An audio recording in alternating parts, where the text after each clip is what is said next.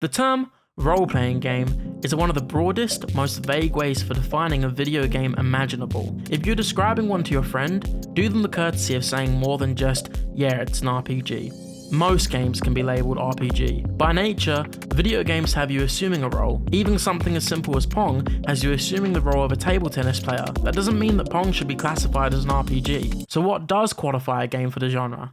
Well, due to the prolific use of the term, most people have their own way of defining role-playing game, usually based on their own experiences. You'll probably get a different answer depending on who you're talking to, and from what I've seen, I can definitely tell that most of these people are confused. So let me explain.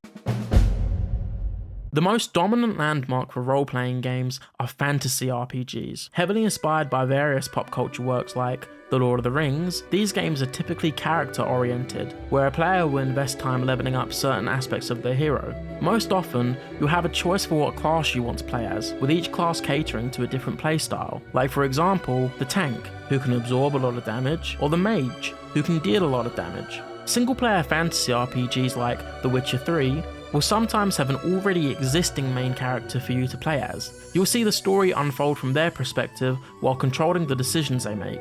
Fine, I'll have a drink. Like what armor they should wear, or what weapons they should use. Some games, however, like Baldur's Gate 3, have a different approach, where they'll allow you to fully customize and create your own unique main character to experience the game with. The only things that really matter for a fantasy RPG are character, story, and setting. As long as there is some kind of hero that you can customize, undergoing an adventure that's set in a fictional made-up world, all of the boxes are ticked for a fantasy RPG.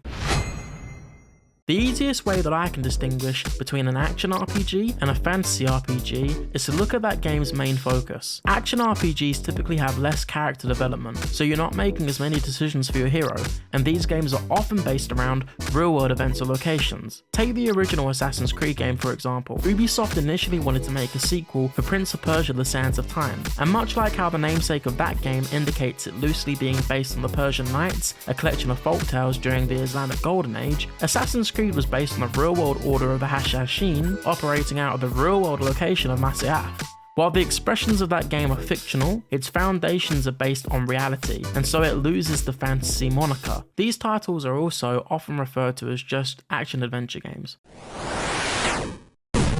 The final definition that I want to cover are the massively multiplayer online role-playing games, or MMORPGs for short. These games place a greater emphasis on online multiplayer. A lot of the time, the story is conveyed through character dialogue or quest journals and is just explained to you. In these games, the story exists solely to provide context to the playable content that you can experience with your friends, and so it often falls to the background. The focus for these games are your playable characters, of which you may have more than one, and the notable feature for being able to experience the game online alongside others. People who have played Baldur's Gate 3 may not have realised that they can actually play this game with up to 3 friends. Now, experts claim that this is due to the uncommon occurrence of Baldur's Gate 3 players actually having friends. You don't have any friends.